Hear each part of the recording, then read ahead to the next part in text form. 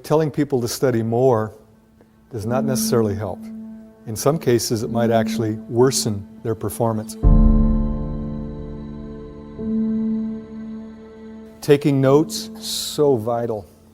But most students who do it haven't learned a very simple rule. The first moment you get after a class, ideally right after the class, you should sit down with your notes and expand on everything you jotted down. Give it depth, flesh it out, okay? If you even wait to go home and do it a couple hours later, you will have forgotten some of your own notes. How do you know it? If you can look at it, go to the next one, read it, and then stop and go back to the one before. Look up in the sky and in your own words, say what that was about. Yeah, you know it. Now, a lot of students don't realize how much we're controlled by environmental cues.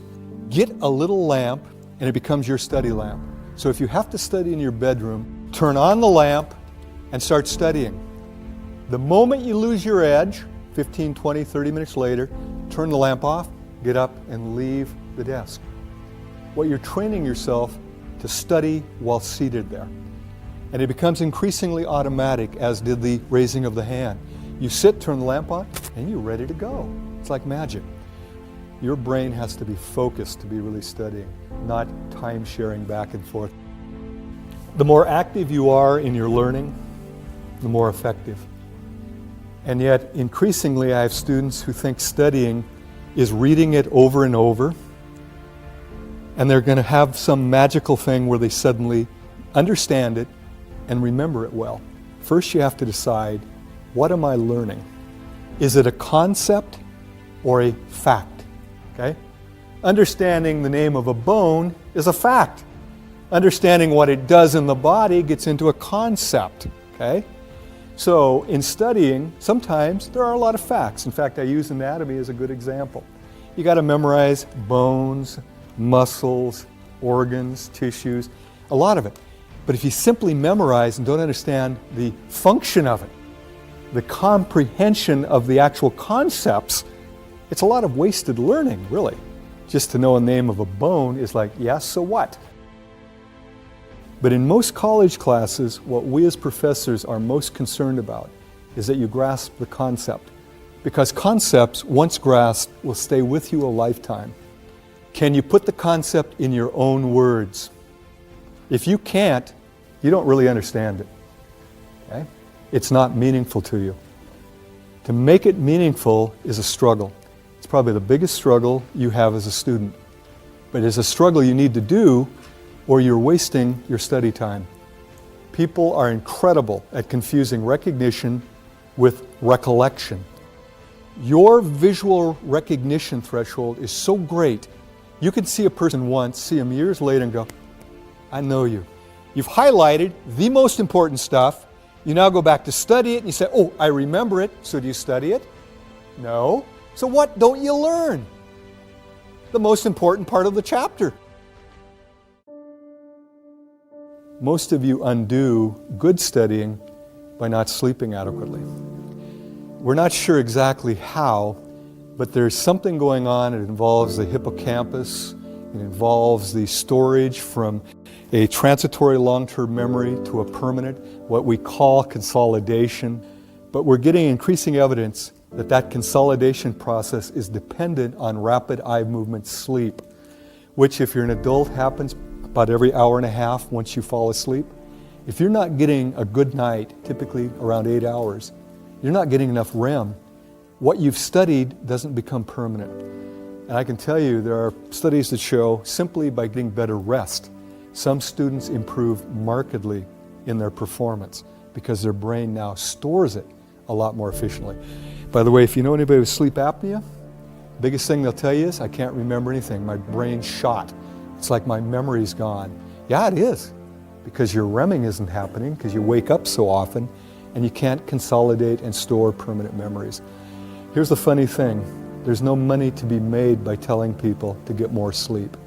So you don't hear about it on TV. Sylvian isn't telling you to get better sleep because they don't make any money. I tell students and they go, yeah, that's nice.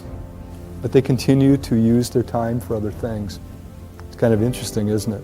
The best advice, sleep better, and most of you will do better. Most of you won't even begin to take it. And I know why. You got so many other things to do. I'd ask you this, are they important? Is studying and learning the most important thing you're doing as a student? If so, maybe you need to give up some of the other activities. I have students tell me, I don't have enough time. There's 162 hours in a week? We all have the same amount of time. Marty has no more nor less than anybody in this room. The real question is, what do I do with my 162 hours? What I want to do is show you graphically what I'm talking about.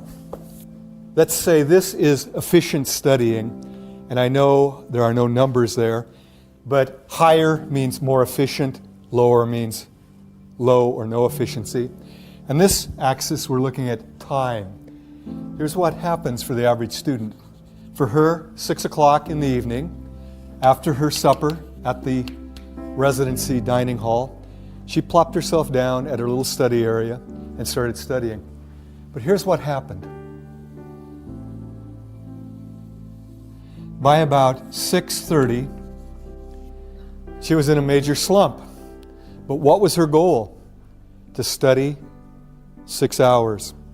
So she continued to sit at her little desk and stare at pages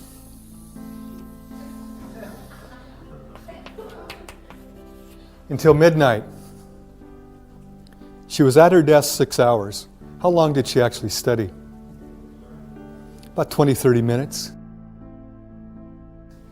Now, there's a simple concept in psychology that all of you are aware of. Things that are reinforced, we tend to do more of. Things that are punished or ignored, we tend to do less of. We operate by those principles to a large degree. If you're sitting there for 6 hours, are you feeling good? No. Once you get here, you're looking at your book going, I hate geography. I hate literature. I hate psychology. All the things we're trying to get you to fall in love with, you're hating it. And so her actual good studying was followed by 5.5 hours of pain and misery. I would bet you, I don't know for a fact, that as the quarter progressed, she sat down and finally she was done before she even started. She sat down and just stared at a book and she flunked every class. The moment you start to slide, you're shoveling against the tide. What you need to do is what? Take a break. And here's what's cool about it. You can study for a half hour. It doesn't take a half-hour break to recharge your batteries. For most people, about 5 minutes. And this is where you go away, do something fun for 5 minutes, and actually say, this is my treat for having studied for 30 minutes effectively. Go back, and here's what happens. Your efficiency is nearly 100%. Study a half hour, take a break. Study a half hour, study a half hour. Now, had she done that, over a course of 6 hours, she would have got about 5.5 hours of serious studying and about a half hour of total break time. SQ3R. Survey, that's the S. Question, that's the Q. Then you have 3 R's. Read, recite, review. So, how do you do the survey? These are not novels. In a novel, you wouldn't want to read the last page, would you? Find out who done it, it'd ruin the whole thing. But this is a textbook. So what you do is you actually go through the entire chapter. You look at pictures. Okay? What's this about apples? What's this about a duck-bill platypus? Okay. And what you're doing is you survey, you ask questions. It only takes a couple of minutes to survey a chapter in any class. As you're surveying, you simultaneously raise questions. What you're doing then is causing you to be looking for answers. And this is a powerful thing. How many of you have noticed when you're looking through a newspaper for a piece of information, you can find it, it kind of jumps out at you? But if you're just kind of reading it haphazardly, kind of casually, most of what you read you don't even remember. There's something about it, and I can't explain it, I can only describe it. If you intend to find something, you find it. And I've got a little demonstration I could have brought where I actually show a placard with the words Boston and London printed on them. And I hold it up for 20 seconds. Out of a group this size, maybe 2 or 3 of you'd see Boston and London. Because before I do it, I tell you to look for letters, symbols, and numbers. I create what's called a set. You're now expecting not to see words, but letters. And even though Boston and London are printed on diagonal, most people don't see it. Likewise, if you just kind of go through a book without asking questions first, you kind of skizz over the content. You don't have the search mechanism going, okay? The reading followed by the recitation, I talked about that. Technically, before a test, it should be review. It should be in the barn. Now you're just touching up to make sure you haven't lost anything or confused anything. But I know how this works. Because we schedule tests, most students don't start studying until shortly before an exam. And much like my friend, they put so much time all massed together and only study for about a half hour, pull all-nighters so they don't get the good rest, come in and do poorly. You're undoing yourself. If you start studying early and do some of the things I've talked about, by the time you get to the test, you're just reviewing at that point, not truly studying.